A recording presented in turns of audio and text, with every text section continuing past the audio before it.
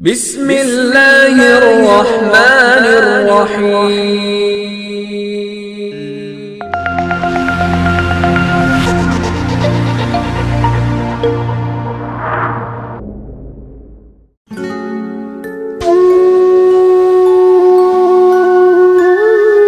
ناظرین، آج کی یہ ویڈیو بھی ہم شروع کرتے ہیں اللہ کے نام سے کہ جس کی نہ تو مہربانیوں کی کوئی انتہا ہے اور نہ ہی رحم کی، اور لاکھوں کروڑوں درود و سلام ہوں سرکار صلی اللہ علیہ وسلم پر اور آپ کی آلو اصحاب پر، اور اسی کے ساتھ دعا گو ہیں کہ اللہ ہم سب کو بھی مہربانیاں کرنے والا اور رحم کرنے والا یعنی اپنی اطاعت کرنے والا بنائے، آمین۔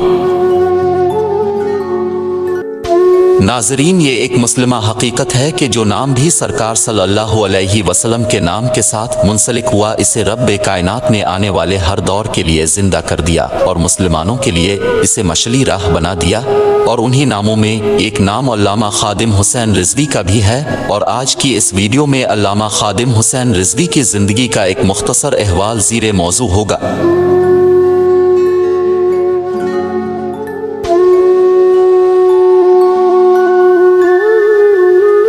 اس سے قبل کہ ہم ویڈیو کا باقاعدہ آغاز کریں، آپ سے گزارش ہے کہ اگر آپ نے ابھی تک ہمارا چینل سبسکرائب نہیں کیا ہے تو سبسکرائب کر لیں اور بیل آئیکن پر ضرور پریس کر دیں تاکہ مستقبل میں آنے والی ہماری ہر ویڈیو کا نوٹیفیکیشن آپ کو بر وقت مل سکے۔ شکریہ۔ خادم حسین رضوی 3 ربیع الاول 1386 ہجری بمطابق 22 جون 1966 کو ضلع اٹک کی تحصیل پنڈی گیب کے گاؤں نکا کلا میں حاجی لال خان عوان کے گھر پیدا ہوئے۔ چوتھی کلاس تک تو خادم حسین رضوی نے تعلیم اپنے گاؤں نکا کلا کے ایک چھوٹے سے سرکاری اسکول سے حاصل کی۔ 1974 میں تقریباً 8 سال کی عمر میں دینی تعلیم کے سلسلے میں ضلع جہلم چلے گئے۔ یہ 1974 کا وہ زمانہ تھا کہ جب تحریک ختم نبوت اپنے عروج پر تھی۔ جہلم میں علامہ صاحب کے گاؤں کے ایک استاد جناب حافظ غلام محمد صاحب پہلے سے موجود تھے، جو انہیں جامعہ غوثیہ اشاعت العلوم عیدگاہ لے گئے۔ یہ مدرسہ قاضی غلام محمود صاحب کا تھا، جو پیر مہر علی شاہ صاحب کے مرید خاص تھے۔ وہ خود خطیب و امام تھے، اس لیے مدرسے کے منتظم ان کے بیٹے قاضی حبیب الرحمان صاحب تھے۔ مدرسے میں حفظی قرآن مجید کے لیے علامہ خادم حسین رضوی کے استاد قاری غلام یاسین تھے، جن کا تعلق ضلع گجرات سے تھا، جو کہ آنکھوں کی بینائی سے محروم تھے۔ خادم حسین نے قرآن مجید کے ابتدائی 12 سپارے جامع غوثیہ اشاعت العلوم میں حفظ کیے اور اس سے آگے کے 18 سپارے مشین محلہ نمبر 1 کے دار العلوم میں حفظ کیے۔ اس کی وجہ کچھ یوں بنی کہ مدرسے میں موجود نکا کلا کے ایک طالب علم گل محمد نے کسی بات پر باورچی کو مارا تھا، جس کے بعد باورچی کو اچھی خاصی چوٹیں آئیں۔ اس وجہ سے گل محمد کو مدرسے سے نکال دیا گیا، جس کی وجہ سے نکا کلا کے استاد حافظ غلام محمد نے اپنے لائے تمام طلبہ، جن کی تعداد 21 تھی، نکال کر مشین محلہ نمبر 1 پر واقع دار العلوم میں داخلہ دلا دیا، جن میں خادم حسین رضوی بھی شامل تھے۔ آپ کو قرآن پاک حفظ کرنے میں 4 سال کا عرصہ لگا۔ جب آپ کی عمر 12 برس ہوئی تو ضلع گجرات چلے گئے اور وہاں 2 سال قرأت کی تعلیم حاصل کی۔ قرأت کی تعلیم حاصل کرنے کے بعد 1980 میں مزید تعلیم حاصل کرنے کے لیے لاہور تشریف لے گئے۔ وہاں اپنے درسگاہ جامعہ نظامیہ لاہور میں درس نظامی کی تعلیم حاصل کی اور 1988 میں فارغ التحصیل ہو گئے تھے۔ اس کے تقریباً 2 سال بعد علامہ و حافظ خادم حسین رضوی صاحب نے 1990 میں جامعہ نظامیہ رضویہ میں علمی صرف کا درس دینا شروع کیا اور باقاعدہ تدریس کے شعبے سے وابستہ ہو گئے۔ 1993 میں محکمہ اوقاف لاہور کی طرف سے دربار سائیں کانواں والے گجرات میں خطابت و امامت کے لیے آپ کا تقرر ہوا، جس کے بعد ازاں دربار حضرت شاہ ابو علم علی کی مسجد میں تبادلہ کر دیا گیا۔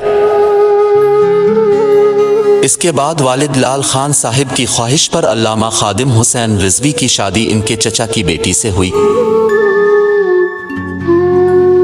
خطابت کے دوران اس وقت بھی علامہ صاحب نے حکمرانوں کے طرز حکمرانی پر کڑی اور سچی تنقید جاری رکھی، جس کی وجہ سے 4 ماہ کے لیے معطل کر دیے گئے اور اس کے بعد بحال ہو کر پیر مکی صاحب لاہور کی مسجد میں فرائض انجام دینے لگے۔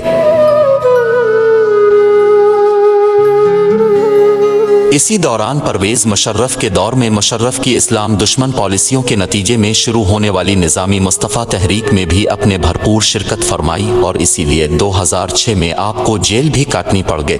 पीर मुक्की मस्जिद में बतौर खतीब अपने फ़राइज़ की अंजाम दही के दौरान भी अल्लामा हाफिज़ खादिम हुसैन रिजवी इस वक्त के जाबिर हुक्मरानों की गैर इस्लामी पॉलिसियों पर खिलेआम तनकीद किया करते थे।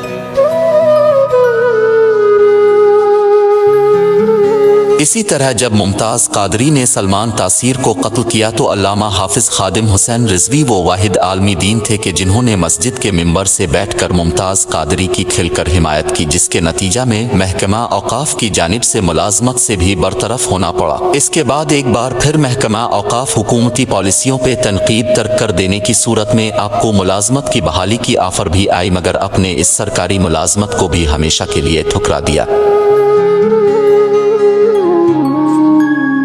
रूहानी तौर पर खादिम हुसैन सिलसिला नक्शबंदिये में ख्वाजा मोहम्मद अब्दुल वाहिद अल मारूफ हाजी पीर साहिब ज़िला जहलम के मुरीद थे। खादिम हुसैन रिजवी साहिब तकरीबन 20 साल से जामिया निज़ामिया रिजविया में तदरीस कर रहे थे। इसके अलावा फ़िदावानी ख़त्म नबुव्वत पाकिस्तान और मजलिस उलमा निज़ामिया के मरकज़ी अमीर भी रहे।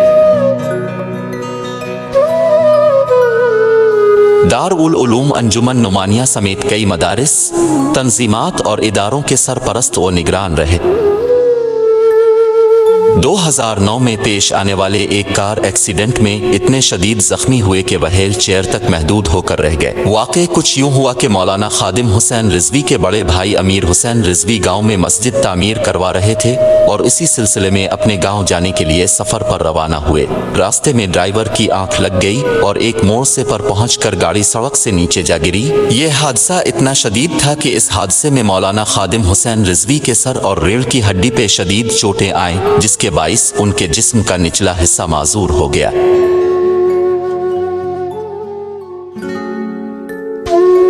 2016 में मुमताज़ कादरी